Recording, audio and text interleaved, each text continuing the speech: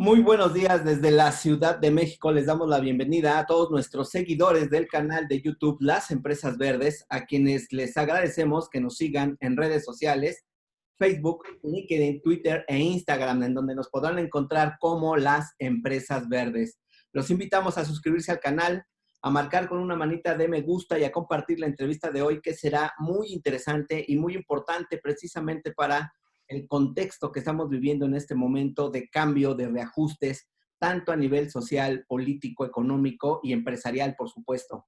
Los invitamos a que marquen con una campanita para que tengan la notificación de cada día que subimos un video y puedan estar al día y atentos a lo que estamos generando en cuanto a información de sostenibilidad, de crecimiento de las empresas con responsabilidad ambiental para mitigar precisamente sus impactos ambientales.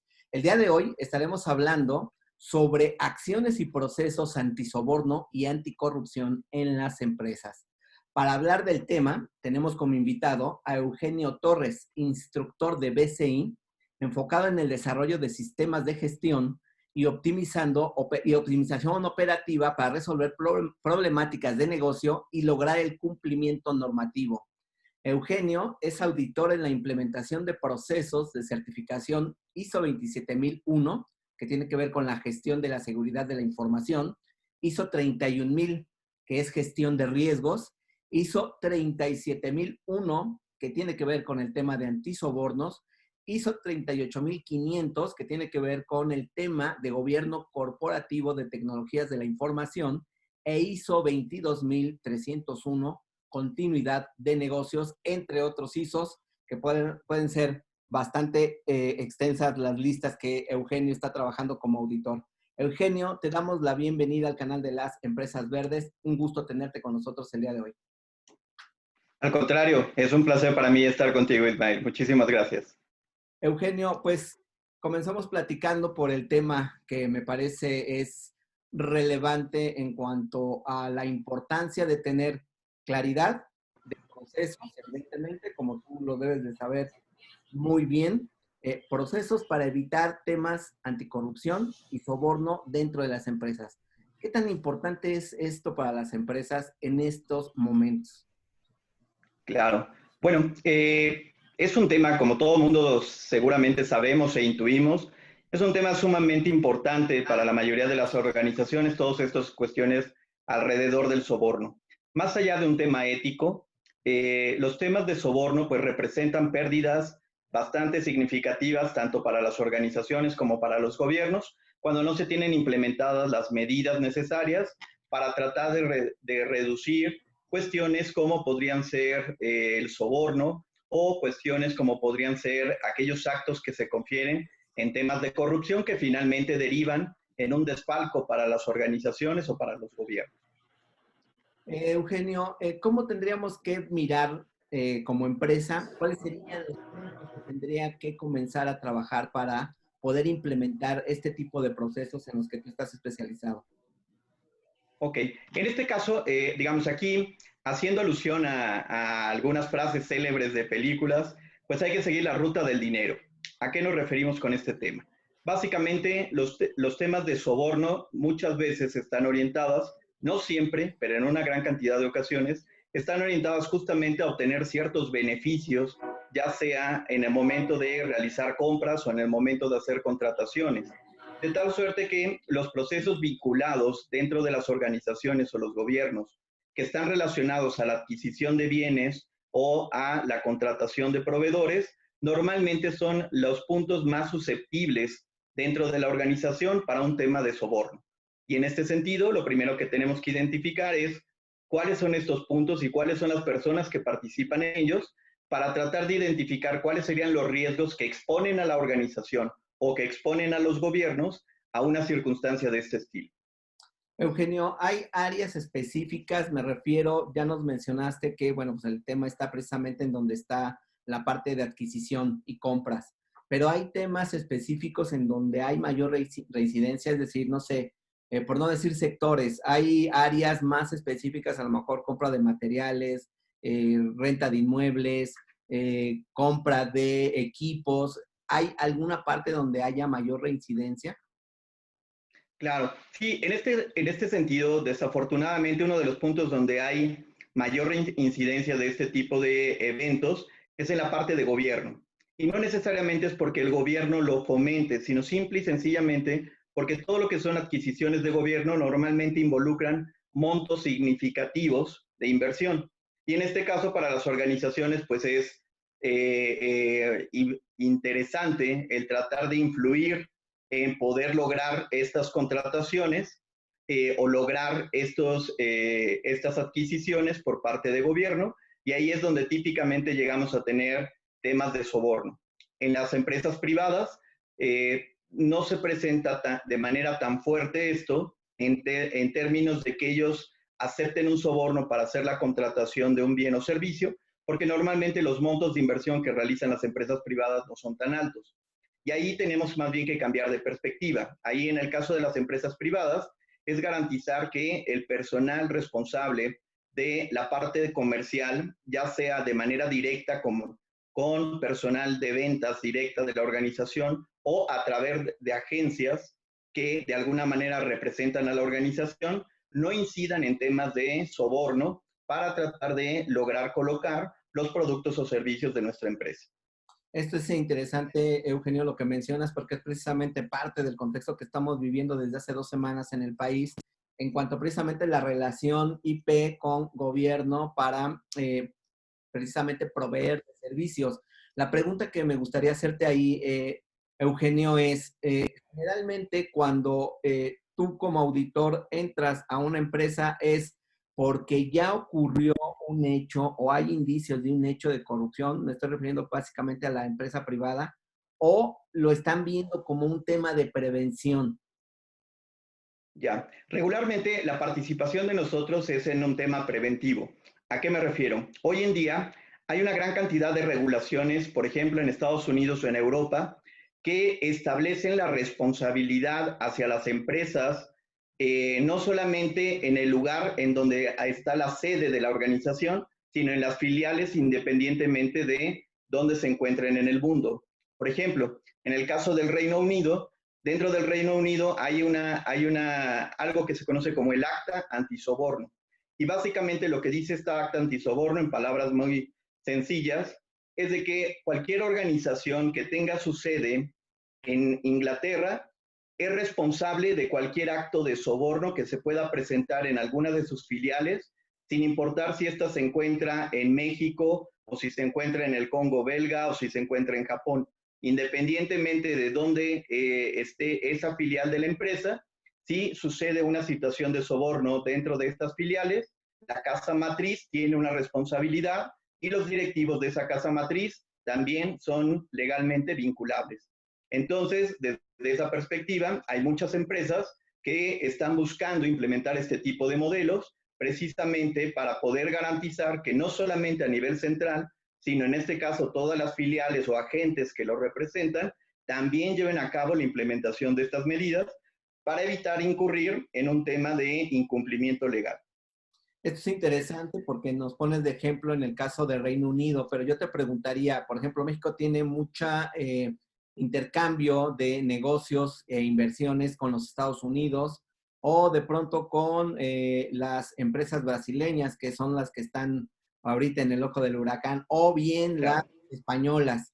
¿Tienen claro. desde en esos países tienen protocolos como este o no los tienen implementados, Eugenio? Sí, en este sentido también, por ejemplo, parte de lo que establecen las leyes no es solamente la responsabilidad hacia aquellas empresas filiales o representativas de la organización que tiene sede en Europa, por ejemplo, sino en este caso también la parte de la incorporación de proveedores, en donde si yo estoy incorporando algún tipo de proveedor a mi cadena de valor dentro de la organización, también tengo que asegurarme que este proveedor cumpla con las medidas necesarias para no incurrir en temas de soborno. Es decir, que a lo mejor el proveedor realice cierto tipo de prácticas en las cuales obtiene a través de sobornos ciertos beneficios que después incorpora dentro de mi propia cadena de valor. Déjame ponerte un ejemplo, ¿no? Vamos a suponer que en este caso tenemos una empresa mexicana que de alguna manera fabrica cierto tipo de insumos que van a ser utilizados por una empresa en Europa para poder confeccionar algún producto que ellos van a vender. En este caso, nosotros les abastecemos desde México algún tipo de producto y ellos conjuntan diferentes elementos, los ensamblan y después lo venden como un producto terminado. Pero ¿qué pasa si, por ejemplo, la empresa en México incurre en actos de soborno para poder tener beneficios en la aduana, para poder traspasar fácilmente las mercancías de un lado al otro? Bueno, eso también se ve representado en una afectación de incumplimiento legal para la empresa que tiene base en Europa.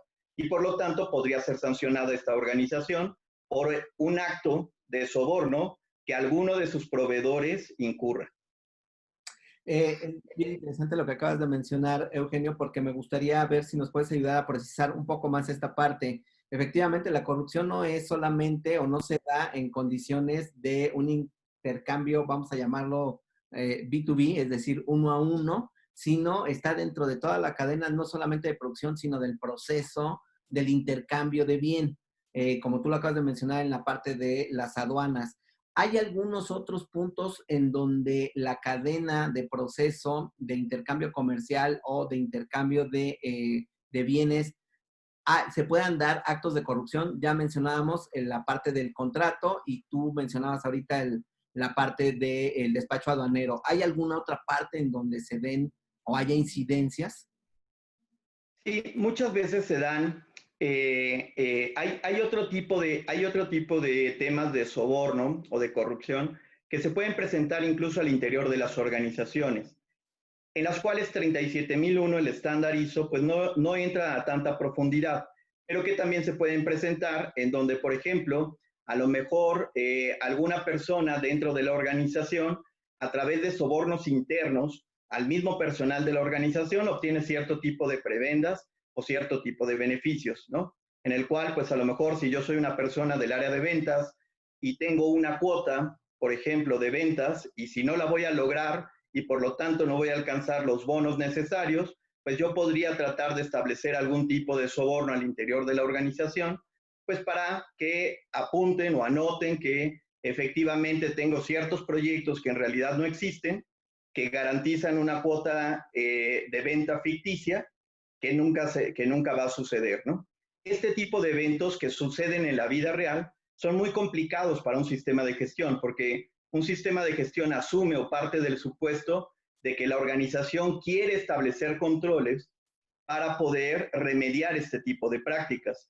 Pero cuando la propia gente que tiene que llevar a cabo el control se corrompe, pues eso es muy difícil, ¿no? Es muy complicado para la organización saber si la persona que está revisando está haciendo su trabajo correctamente o no. Y ahí es donde entra la parte de la gestión de riesgos antisoborno, ¿no? Que es básicamente establecer mecanismos que impidan que una sola persona tenga la autoridad para poder llevar a cabo esta toma de decisiones, ya sea en términos de compras, en términos de negociaciones con clientes, en términos de negociaciones con proveedores o de revisión de acuerdos al interior de la organización.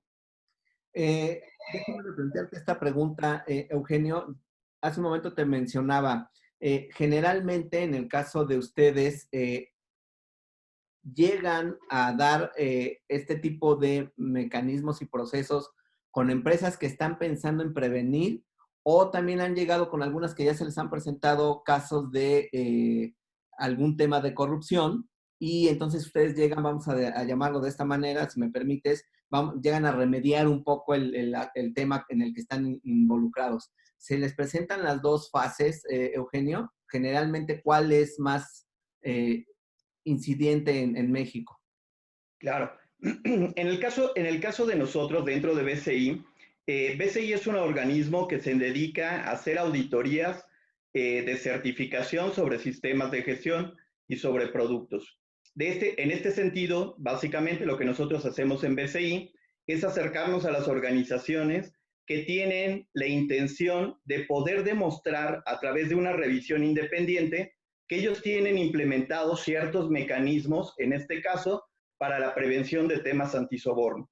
En este escenario, lo que sucedería es que la organización tendría que haber implementado todo el modelo de controles previamente, Y en este caso nos solicita a nosotros para que como un tercero que no tiene nada que ver, porque yo no participo dentro de la cadena de valor de manera directa, yo pueda hacer una revisión de toda la estructura de controles antisoborno que tiene la organización y emitir, en dado caso, un certificado que dice, bueno, esta empresa se apega a los modelos de mejores prácticas internacionales para la protección de soborno. Muchas veces esto sucede producto de una iniciativa interna en donde la organización está buscando prevenir este tipo de eventos, o en algunas ocasiones sucede producto de que ya sufrieron algún tipo de evento que les causó un impacto significativo y después de eso implementaron controles, y para garantizar que esos controles operan de acuerdo a los modelos de mejores prácticas internacionales, nos llaman a nosotros para que vayamos y hagamos una revisión. Sin embargo, el común de las veces es un tema regulatorio. Muchas veces sucede que las empresas implementan esto debido a que, como platicábamos hace un momento, son parte de la cadena de valor de alguna otra organización que tiene que cumplir con alguna reglamentación antisoborno que obliga que las filiales en México, por ejemplo, tengan que estar también certificadas para de alguna manera poder darle certidumbre a la casa matriz en Europa de que se tienen implementados controles adecuados en México, en la filial de México. Eh, en México, ¿cuál consideran ustedes que puede ser el principal talón Aquiles de toda la arquitectura que ustedes certifican? ¿Dónde hay ventajas y desventajas? Es decir, ¿dónde hay fortalezas en cuanto al cumplimiento de los procesos y dónde hay todavía mucho campo de oportunidad para mejorar? Ya, en este caso, digamos, una de las grandes ventajas que se han tenido en México es de que este tema del antisoborno y la parte de corrupción ha sido desarrollada ampliamente por las organizaciones del sector privado en México. Curiosamente, hay mucho trabajo que se ha hecho y que tal vez no es tan conocido, ¿no? En este caso, por ejemplo, muchas organizaciones como lo que sería Canacintra, el Consejo Consultivo Empresarial, grandes organizaciones como la OSD, etcétera, Transparencia Mexicana y algunos otros, han desarrollado ya códigos de práctica y guías de ética para precisamente que las organizaciones cuenten con políticas precisas para tratar de evitar estos temas de soborno. Sin embargo, el gran problema que tenemos en México es algo que se conoce como el soborno de facilitación. ¿Y cuál es el soborno de facilitación? El soborno a baja escala en el cual se tienen que dar ciertos incentivos para que trámites a los cuales debería uno de poder acceder de manera fácil y oportuna, pues tengan que ser acelerados a través de un tema de soborno.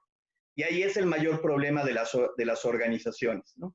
Cuando en este caso el camión que tiene que despachar en una tienda o en un local, pues tiene que darle ahí un soborno a la patrulla para evitar que lo detenga y le permita hacer la descarga de los materiales o insumos en el local. O cuando tienes que, para acelerar el trámite, para que te coloquen un medidor de luz y puedas tú ya empezar a abastecer tu negocio, pues tienes que ir y soltar ahí un tipo de soborno para que pueda ir la cuadrilla ese mismo día y te lo monte y no te tengas que esperar 3 meses a que vaya. Ese tipo de problemas son los que más afectan la dinámica diaria de las organizaciones, porque aunque pudiéramos pensar que son montos pequeños, es tan amplia que en este caso te puede detener significativamente los temas de la operación de una organización, ¿no?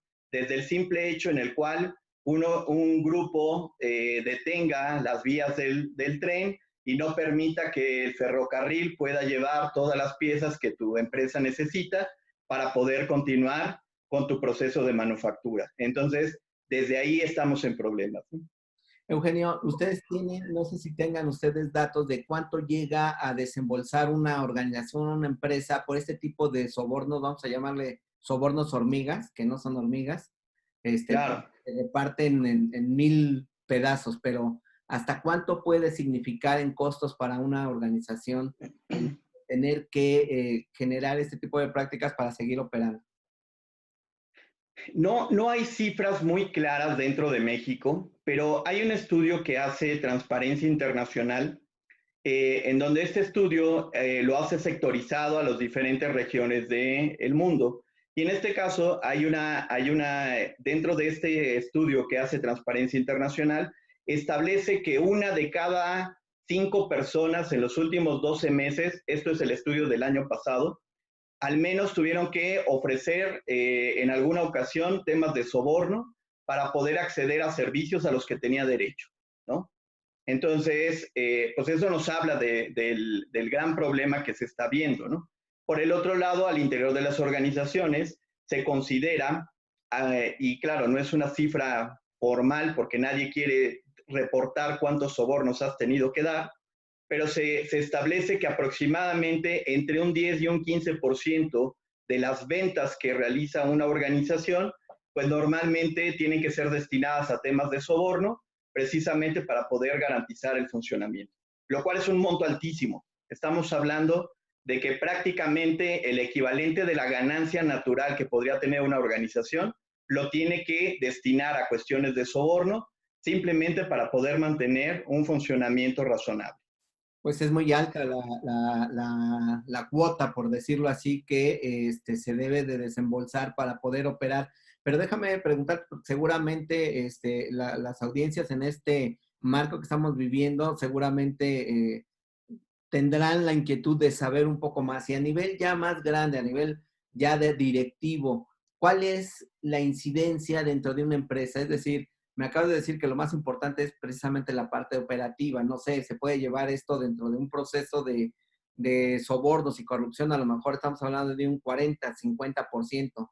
¿Qué porcentaje llega a corresponder ya temas de antisoborno y corrupción a niveles ya directivos, Eugenio?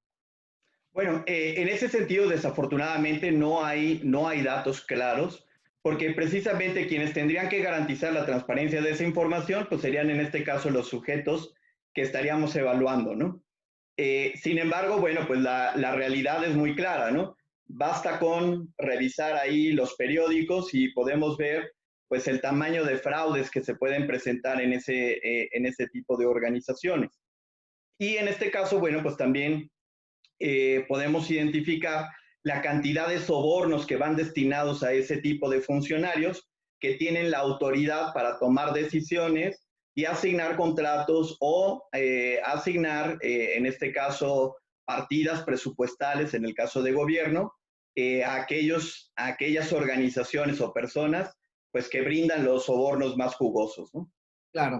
Eh, Eugenio, si tuviéramos que hacer un mapa o describir en 4 o 5 pasos, no sé si sea esto correcto, ¿cuáles son los principales puntos que debe de trabajar o observar una empresa para comenzar a implementar prácticas anticorrupción y soborno en su organización? ¿Lo podemos definir en 4 o 5 pasos? Sí, claro. En este caso, el primer punto es el trabajar en definir lo que se conoce como una política antisoborno. ¿Qué quiere decir una política antisoborno? Bueno, tratar de colocar en blanco y negro las situaciones más factibles que sucedan dentro de la organización para determinar en qué casos pudiera connotarse un tema de soborno. Déjame tratar de poner un ejemplo rápido en ese sentido. ¿Qué pasa si, por ejemplo, en este caso, yo soy parte del área de compras de una organización y como parte del área de compras yo tengo que comprar ciertos elementos de tecnología? Y en este caso, un fabricante me envía una invitación para poder asistir a un evento en donde van a presentar los nuevos tipos de tecnologías que está sacando. En este caso, bueno, pues entramos aquí en un problema, ¿no? Porque si yo soy el que tiene que comprar tecnología, pues tengo que estar al pendiente de cuál es la nueva tecnología que está sucediendo o presentándose. Pero en este caso, el ir a ese evento podría visualizarse como un tema en el cual estoy obteniendo un beneficio, y más si este evento es en el extranjero, en donde me van a pagar viáticos y me van a llevar de viaje, podría verse como un tema de soborno con el objetivo de que yo tenga ciertas preferencias para ese fabricante. Entonces, este tipo de circunstancias es muy complicado para las organizaciones, porque tenemos que tratar de entender en qué momento sí se puede hablar de un soborno y en qué momento no se puede hablar de un soborno, ¿no? Por ejemplo, también otro tema, ¿no? El recibir a fin de año, pues a lo mejor un arcón navideño en el cual me ofrecen ahí, pues un par de botellas de licores, ¿no? Pues simplemente en agradecimiento por parte de aquella organización a la que le compramos. ¿Sí estamos de acuerdo?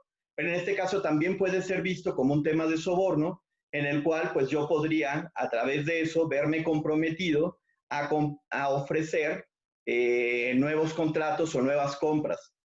Entonces, ese tipo de cosas es importante colocarlas en blanco y negro. Y las políticas antisobornos son muy difíciles de implementar en una sola vez. Normalmente es un tema recurrente en el cual tenemos que estar viendo los escenarios, ver qué cosa sucede, modificar las políticas y estarlas adecuando continuamente a la dinámica de la operación.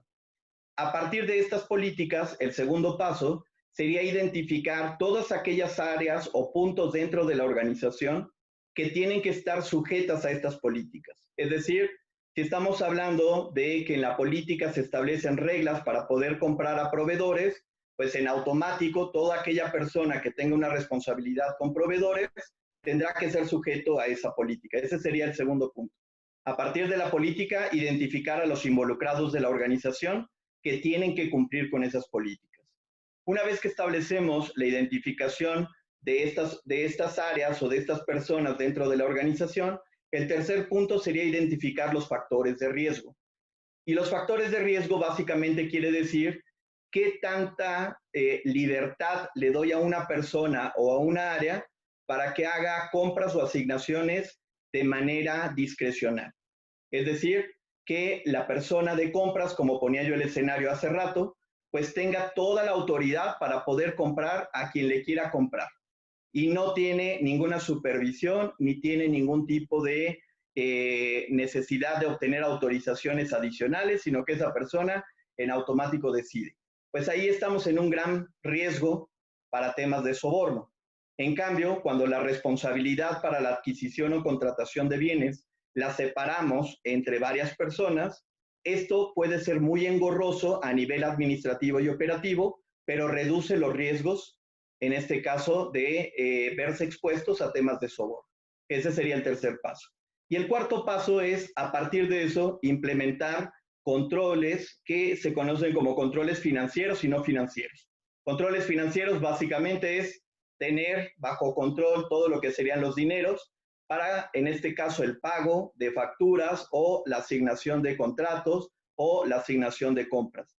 Y por el otro lado, los controles no financieros, que irían desde la parte de la sensibilización del personal y el entrenamiento para que puedan reconocer circunstancias que podrían ser interpretadas como soborno y que con ello las eviten, y también pues establecer mecanismos de supervisión y de autorización que reduzcan la posibilidad de que un riesgo se traduzca en una circunstancia de un incidente de soborno que pueda afectar el cumplimiento legal incluso de la organización.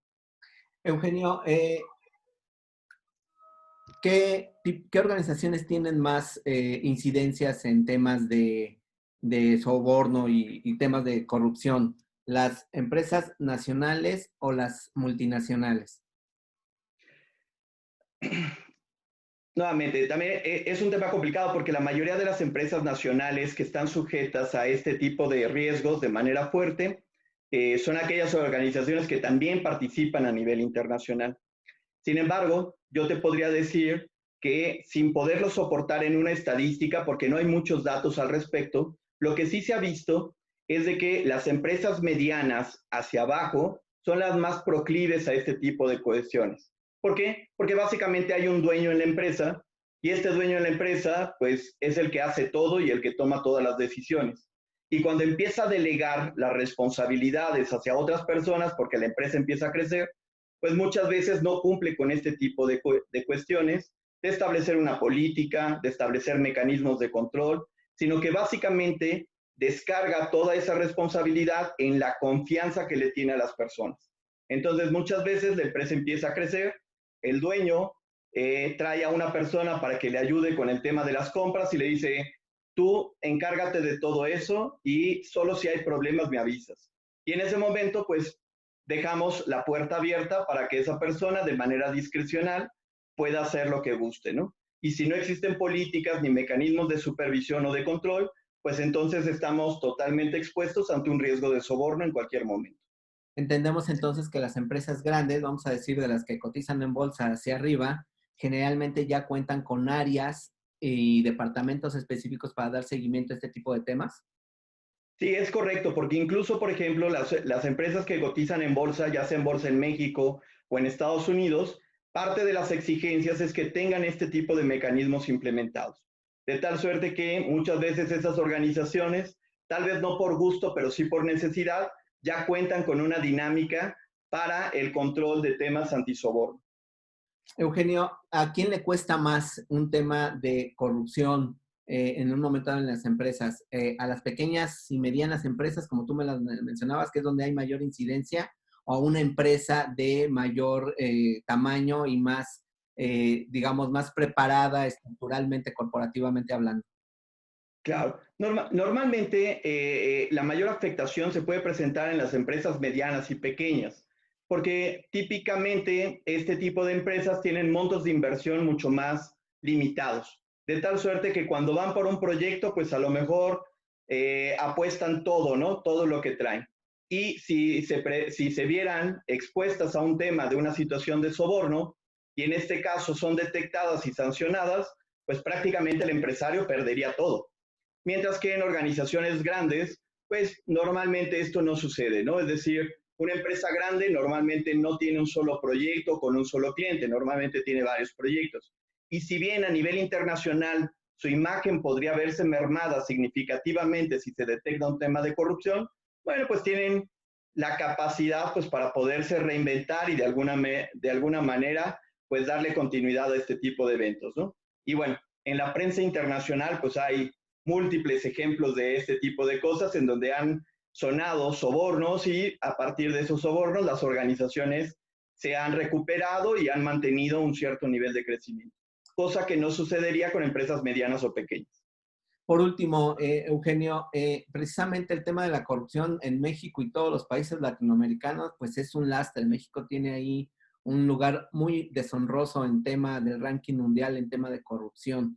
La pregunta que me gustaría hacerte en ese sentido es, eh, ¿qué tan proclives somos en cultura corporativa, medianas y grandes empresas, precisamente para implementar o dar un vuelco a esta tendencia para ser un país menos insidioso en temas de corrupción? Claro, sí, en este caso bien lo mencionas, ¿no? Desafortunadamente tenemos un mal posicionamiento en ese sentido, ¿no?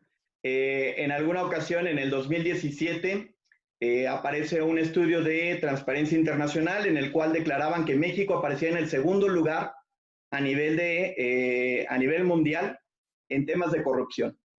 En este caso yo siempre hacía la broma que decía que en realidad nosotros éramos el primer lugar, pero habíamos sobornado a Transparencia Internacional para obtener el segundo, ¿no? Sin embargo, bueno, es un tema que aqueja mucho a las empresas mexicanas y latinoamericanas en general, aunque no te podría decir que es un tema solamente del continente. Prácticamente en todos los continentes podemos encontrar problemas de este estilo. El gran talón de Aquiles que sufre el sector latinoamericano es de que no hay temas de mucha impunidad.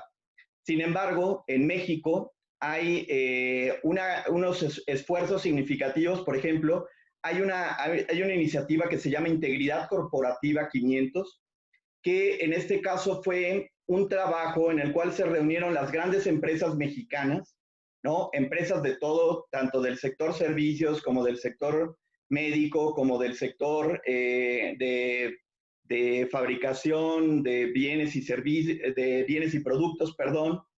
Y entre todas estas están trabajando para desarrollar justamente códigos de éticas que sean aplicables para todos los miembros de las diferentes cámaras de comercio en México, en donde nos aseguremos de que hay un comportamiento razonablemente ético en los negocios.